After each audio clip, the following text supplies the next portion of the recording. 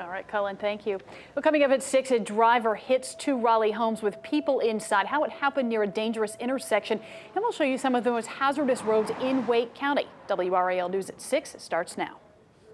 This is WRAL News, your #1 source for local news. A nice week of weather is coming to an end with a lot of rain in the forecast. Thank you for staying with us. I'm Brad Johansson. And I'm Catherine Brown. We're keeping a close eye on the storm system moving this way.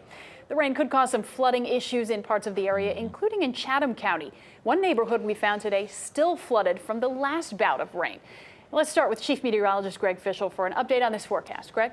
All right, Catherine, right now it's just a lot of clouds and a few spotty light showers and sprinkles, really not a whole lot more than that at this particular point in time.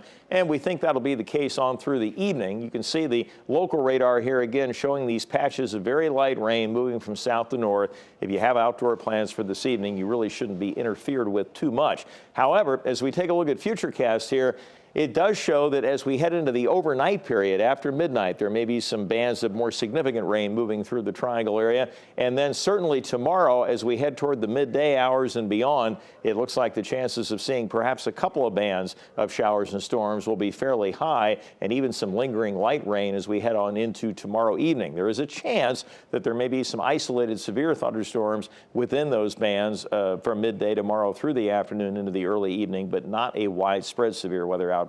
At least that's the thinking right now. The good news is that part of the weekend is salvageable. We'll talk about which part that is coming up in just a little bit. Back to you. Love to hear that, Greg. Thank you. Well, rain in the forecast is the last thing some people in Chatham County want to hear. Their street, what already looks like this. They say they've been dealing with flooding on and off for years, and it is only getting worse. WRAL's Sarah Kruger shows us how they're getting by and what's being done to find a solution.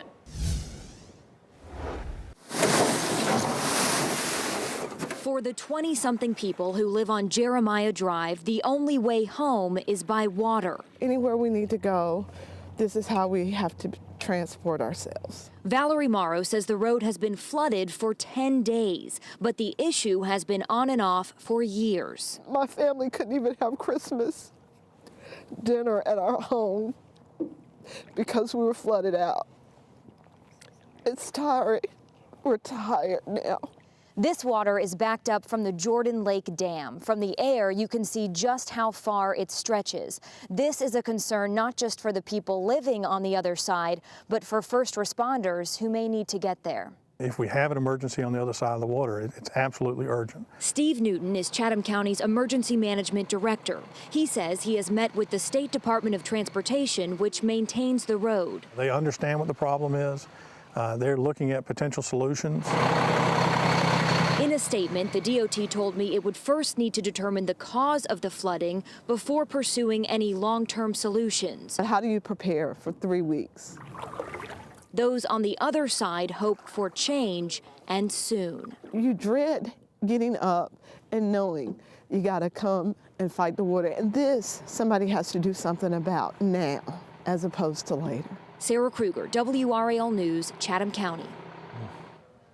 We've covered flooding issues in this part of Chatham County for years. Back in 2016, we found a man who lived on Jeremiah Drive who was paddling in a canoe across the streets to get out of his neighborhood. Residents there were stuck for days after a storm. Some people couldn't get to work. Others had to stay in a hotel. Back in 2015, the fire department offered boat rides for people who didn't want to risk driving through that water. Once rainy weather arrives, help us tell others what's happening there. Take pictures or video of conditions where you are, then upload them to report it. That's a feature on our weather or our news apps. A man is in police custody after barricading himself inside a home and holding law enforcement at bay for more than 24 hours. That home is located on Laurel Avenue in Carborough. Police evacuated everyone in the neighborhood shortly after 4 o'clock yesterday afternoon. One woman and her kids had to sleep in their van last night. More than 20 homes were impacted. Remains found in Raleigh today could belong to a man who's not been seen since 2014. Officers made the discovery around noon today in a wooded area on Ridge Road next to Leroy Martin Middle School. That's the same area where Andrew Brown was last seen. He was 23 years old at the time. Police haven't identified the remains yet, but in the past hour, we spoke with David Marshburn, the founder of the Search for Me Foundation.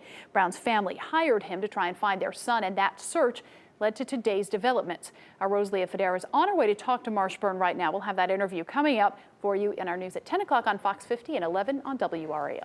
State lawmakers have left Raleigh for the last time this year, but not before overriding 2 more of Governor Roy Cooper's vetoes. WRAL Capitol Bureau Chief Laura Leslie is live on Jones Street, where they have just wrapped up. Laura? Brad, Republicans in the state House and Senate here lost their supermajorities in last month's elections. But until the end of the year, that's Monday, they still have enough votes to override the governor's veto without help from Democrats. They exercised that power for the last time today to make changes once again to the state elections board.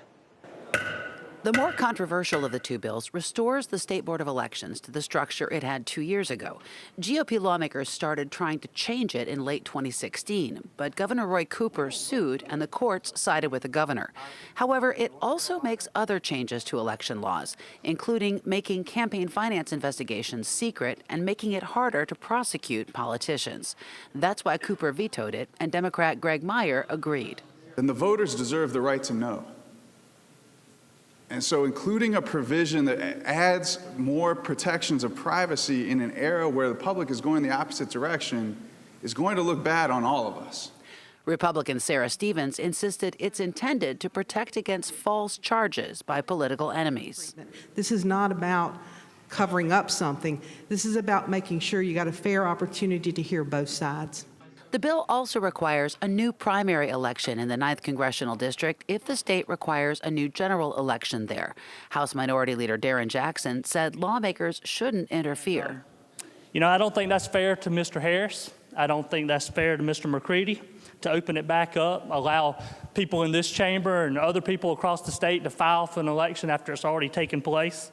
Some Republicans agreed, but GOP leaders like Representative David Lewis reminded them the courts found the current Board of Elections unconstitutional and ordered it dissolved, even though it's in the middle of that 9th District investigation. Absent the passage of this bill, there will be no Board of Elections to continue to conduct this work. The other bill that became law today over the governor's veto makes a variety of technical changes to other laws. Those overrides today, numbers 22 and 23 of Cooper's 2-year tenure. That's a pretty high mark, but when lawmakers come back for their next session, there are likely to be a lot fewer veto overrides. That next session starts in less than 2 weeks, Brad. Laura Leslie live in Raleigh. Laura, thank you. Our @NC Capitol team following developments about the veto overrides. You can find our article online that tracks the latest updates. You can find it at WRAL.com homepage. Well, parents get prepared for kindergarten registration. Parents of 4- and 5-year-old children can start the registration online beginning January 7th. A child has to be 5 years old before August 21st of the current school year. Gifted children who are 4 by April 16th will also be considered. You can attend your base school or apply to attend a magnet or year-round school. Some of the most dangerous North Carolina intersections are in Wake County. Coming up, we will show you which roads you need to look out for behind the wheel. Plus, a former Wake Forest High School football player shocked after testing positive for a performance-enhancing drug. Coming up in sports, the Clemson player spoke to the media for the first time about the results and about what's next for him. Ahead for us tonight, it was their lucky day. Unbelievable video of a commuter train barely missing cars in an intersection and making history. You'll hear from the Oregon man who just made an unbelievable solo trek across Antarctica, only on Nightly News. You're watching WRAL News. A Raleigh man charged with making false bomb report and claiming to be a federal agent was in court today. Last month, authorities say Christian DeGrow called 911 saying he was a federal officer. He claimed to be tailing a van with a bomb in Raleigh. DeGrow made the news first made the news earlier this year, pleading guilty to landing a helicopter on the SAS campus in Cary to impress a woman. Prosecutors will discuss whether DeGrow is competent to handle the proceedings at a hearing on January 7th. A Raleigh man charged with impersonating an officer is due in court next month. Raleigh police arrested 30-year-old Devin Stenulis yesterday. Officer Stay Stenulis was driving a vehicle equipped with lights and sirens when he pulled over a driver. He's charged with impersonating an officer and a concealed carry permit violation. Durham police officers made special deliveries during the holiday week. They handed out dinners downtown to the homeless people in need. The Durham Emergency Communications Center provided the meals which 2 officers delivered. The officers say they were happy to be a part of the generosity over the holidays. Preparations, of course, underway for the WRAL First Night Raleigh celebration. Going to be a live musical performance with Britton Buchanan from The Voice, arts and crafts, and of course good food and fireworks. An early acorn drop for the kids at 7 o'clock. And then there are going to be many indoor activities as well, even if it's raining. So if you can't join the fun downtown, watch from the comfort of your own home. Join us for the live team coverage. This big event going to start at 10 p.m. on Fox 50. Then the coverage will continue on WRAL 11. We'll count down to the acorn drop at midnight and the new year. Well, dozens of crashes at dangerous intersections identified in Wake County. Why some roads are rated so high on the list and how the DOT is working to fix the problems when we return. Plus, a live look right now at Chapel Hill will show you the rain and thunder in the forecast and how that could impact your plans this weekend and for New Year's Eve. Months after Hurricane Florence, the recovery effort on our coast continues. New tonight on our late news, how your old Christmas tree could help our beach area and how you can donate to the cause. That's coming up at 10 o'clock on Fox 50 and 11 o'clock right here on WRAL. A Raleigh family is safe after a driver plowed into their home earlier today. Authorities say the car hit one house and then came to a stop inside the bathroom of another home on New Hope Road. There were people inside at the time, including kids, but only the driver was inside the car. We spoke to the neighbor who heard it happen. It's horrendous. I've been waiting for something like that to happen. I just heard the horrendous kaboom. I thought it was on the intersection until I started looking out the window and saw the leaves scattered across the drive and the skid marks coming across. The location of today's crash is about a mile south of a curve that has caused damage and many deaths. There were so many crashes at the intersection of New Hope and Fawn Glen that the city of Raleigh built in guardrails and closed off access to the neighborhood. According to the Department of Transportation, 20 crashes have happened at that intersection in the last 14 years. Several of the most hazardous intersections in the state are in Wake County, and they have the attention of the North Carolina Department of Transportation. WRAL's Mandy Mitchell breaks down which ones you should be very careful crossing as a new year approaches. Crashes can be caused by many different reasons, and the intersection of NC 54 and Aviation Parkway is high on the list because of a unique reason. There are a lot of crashes here at night. That's information that's really useful to the DOT. Those are the locations that we will target particular countermeasures to help reduce that particular crash type. Raleigh Boulevard and Yonkers Road is another intersection that's been flagged in the most recent report. It's seen only 44 crashes, but many were considered severe, which is calculated considering property damage and injuries. Those who work near the intersection say the danger is very much top of mind. It just seems to be that there's not enough time to get through the light safely, so a lot of people tend to run the lights, or the turn lane isn't big enough. So the thing about it is it's very difficult to maneuver around and get through the intersection when you need to. Martin Luther King Jr. Boulevard at Rock Quarry Road is another area of concern for the DOT this year. It's seen a very high number of crashes with 101. More than half of those were frontal crashes, which often involve right or left turns. US 401 and NC 96 tops the 2018 list because of the severity of its crashes. It has a severity index that's nearly double some of the most dangerous intersections in the state and has a high frequency of frontal crashes. The goal is to look at these patterns and try to make changes that can help drivers. Mandy Mitchell, WRAL News, Wake County. Well, Christmas isn't over at the gas pump. Drivers continue to receive the gift of lower prices, especially in Wayne County. We found a gallon of regular unleaded for $1.65 in the town of Fremont at the Dollar General on North Goldsboro Street. Hang on, customers tell us that they drove from neighboring towns for the fill-up. The average price for a gallon across the state, $2.18, according to AAA Carolinas. I'm like thinking, how fast can I get down to Wayne County? Yeah, people are already in their cars heading out to Fremont right now. Goodness just picked that gracious. up. $1.65. Wow. That's not bad. That's pretty good. Although I still remember my dad complaining about premium being $39.9. Back in the day. That was back in the day, a little bit, yes. So, but we're going to see our temperatures pumped up here over the course of the next 24 hours. It's just what's coming down out of the skies that we're not too thrilled about. It's right. It's a balancing act. But anyways, let's go on ahead and take a look at what's going on now, and then we'll venture on into the future. Now, the race for the record has not changed since yesterday. In 1996, it didn't rain on this date, and today, at least so far at the airport, it hasn't rained on this date, and so we are behind at this particular point in time by 0.58 of an inch. But of course, we expect that to change over the coming days, and what we need to eclipse, and this is the RDU record that goes back to 1945. If you take a look at complete years, they actually started in May of 44, but didn't get a complete year in, so 45 is the first complete one. We'd need 0.63 to eclipse that. Now, there were records kept back into the late 1800s at various other locations in and around the area. And there were 4 years that there was actually more rain observed at those locations than this one.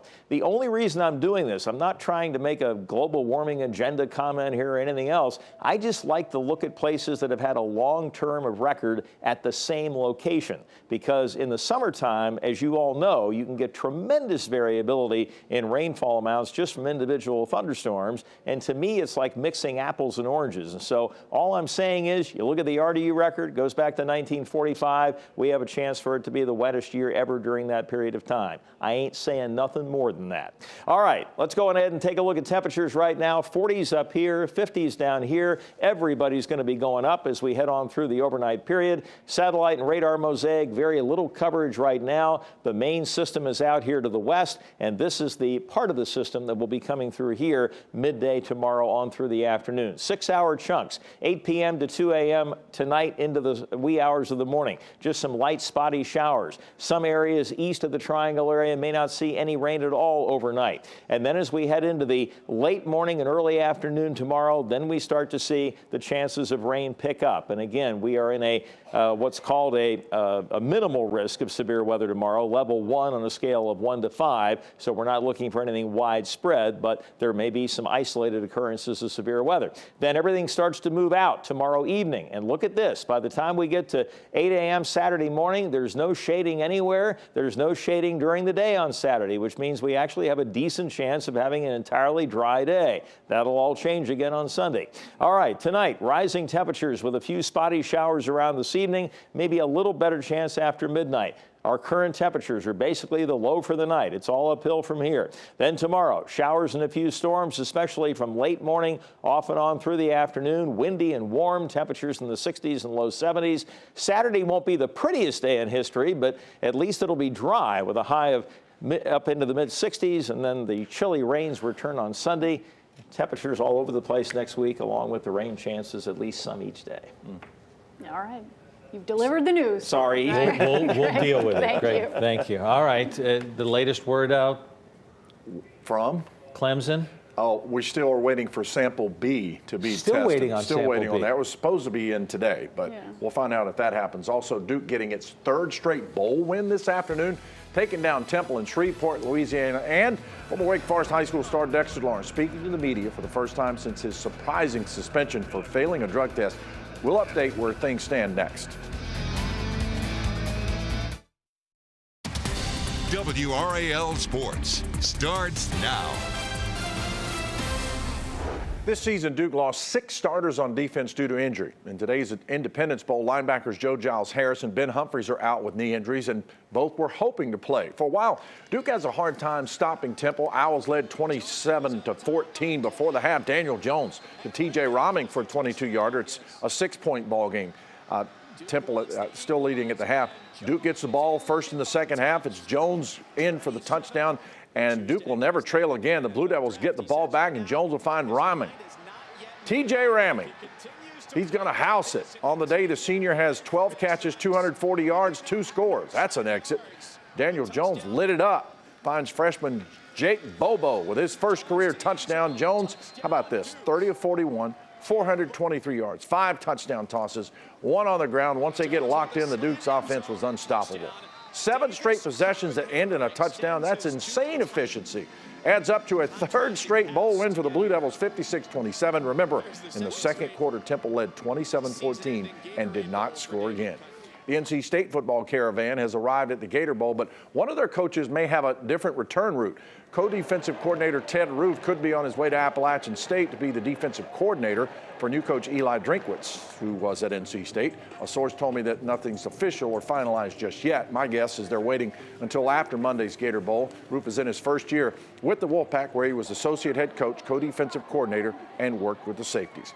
For the first time since a positive drug test was revealed, Clemson defensive tackle Dexter Lawrence speaks with the media. The former Wake Forest High School star didn't have to attend Clemson's Cotton Bowl Media Day today, but he did, answering all questions. Lawrence is still waiting on a second drug test and said he is confused by the positive first test of a banned performance-enhancing drug.